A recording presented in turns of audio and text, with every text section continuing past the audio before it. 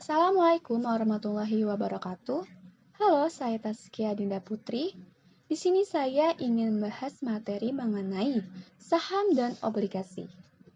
Saham dan obligasi adalah dua jenis instrumen keuangan yang berbeda namun saling terkait dalam pasar modal. Pertama, saham merupakan bagian kepemilikan dalam suatu perusahaan yang mana mereka memberikan hak berupa dividen kepada pemiliknya dan berpartisipasi dalam rapat umum pemegang saham untuk mengambil keputusan. Nah, di sisi lain, obligasi adalah janji tertulis yang diterbitkan oleh perusahaan atau pemerintah dengan suku bunga dan tanggal jatuh tempo. Pertama, kita akan bahas mengenai saham. Nah, saham sendiri memiliki ciri-ciri khusus. Yang pertama, saham adalah earning asset. Maksudnya, kita sebagai pembeli saham atau investor pastinya mengharapkan untuk memperoleh penghasilan baik dividen maupun capital gain. Yang kedua, saham itu mengandung resiko dan ketidakpastian. Yang pastinya jika kita membeli suatu saham adanya high risk dan high return. Harga bisa naik tetapi bisa pula turun. Yang kedua, adanya jual beli saham. Nah, jual beli saham ini terjadi di tempat-tempat tertentu dan harus melalui pialang dan terjadi di bursa efek. Di dalam saham terdapat common stock atau saham biasa dan preferred stock atau saham istimewa. Nah, di kedua jenis saham ini memiliki persamaan dan perbedaannya.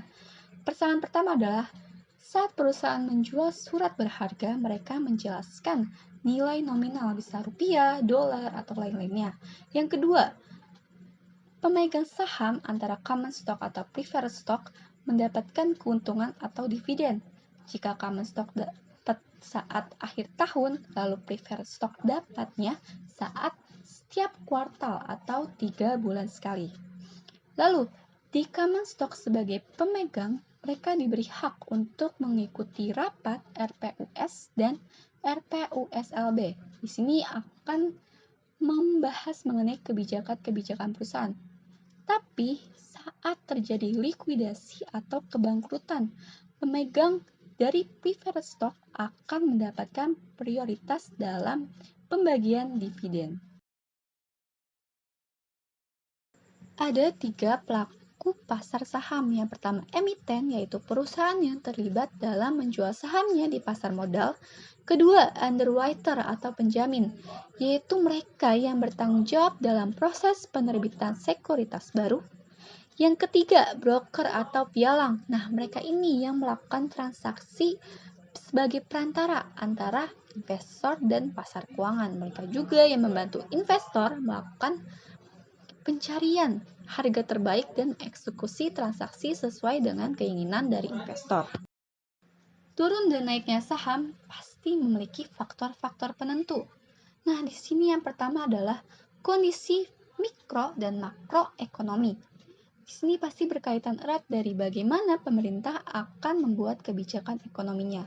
Yang kedua, kebijakan perusahaan dalam memutuskan ekspansi atau perluasan usaha yang pastinya akan menentukan turun dan naiknya saham. Lalu, adanya pihak direksi yang terlibat pidana. Jika sudah keterlibatan pidana, pastinya akan membuat citra dari perusahaan memburuk dan membuat saham menjadi turun. Lalu, kinerja perusahaan yang terus menurun setiap waktu, itu sudah pasti. Lalu ada risiko sistematis. Yang terakhir adalah efek psikolog pasar.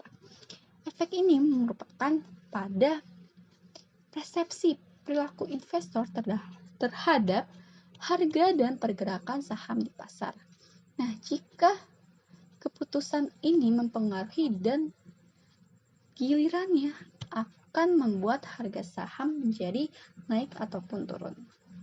Selanjutnya kita akan masuk ke obligasi. Seperti yang sudah dijelaskan sebelumnya, obligasi merupakan suatu surat berharga yang dijual kepada publik di mana di sana dicantumkan berbagai ketentuan yang menjelaskan seperti nominal, tingkat suku bunga, jangka waktu, nama penerbit, dan lain-lain.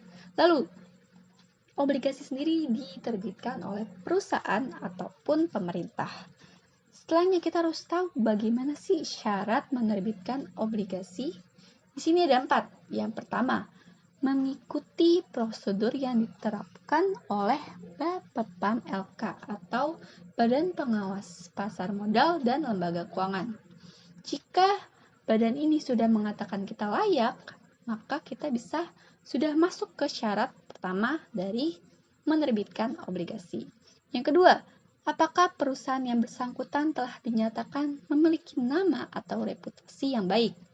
Yang ketiga, bagaimana sih laporan keuangan perusahaan yang bersangkutan? Apa telah diaudit?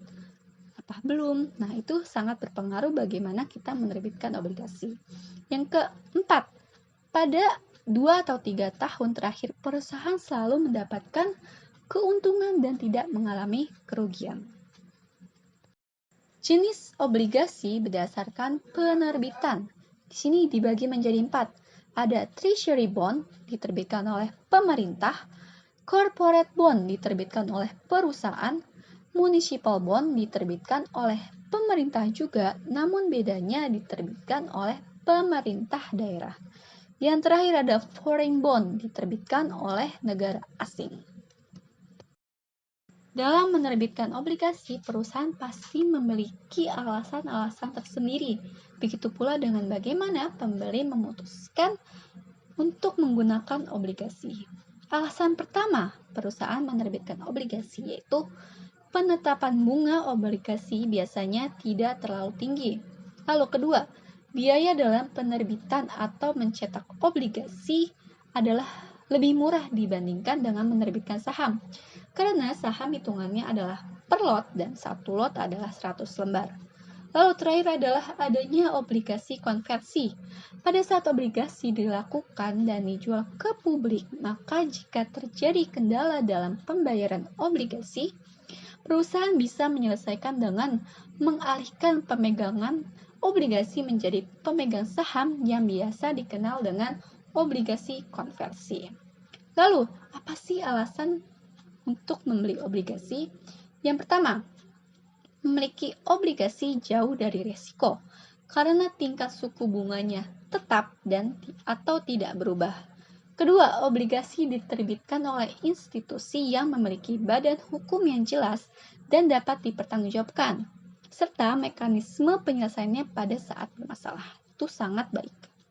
Terakhir, seorang investor yang membeli obligasi dapat mempertahankan obligasi yang dimilikinya hingga jatuh tempo telah tiba dan selanjutnya mengambil atau mungkin ingin memperpanjang pendapatan tersebut untuk diinvestasikan kembali. Mungkin itu saja materi pembahasan mengenai saham dan obligasi. Kurang lebihnya mohon maaf. Wabillahi taufiq wal hidayah. Wassalamualaikum warahmatullahi wabarakatuh.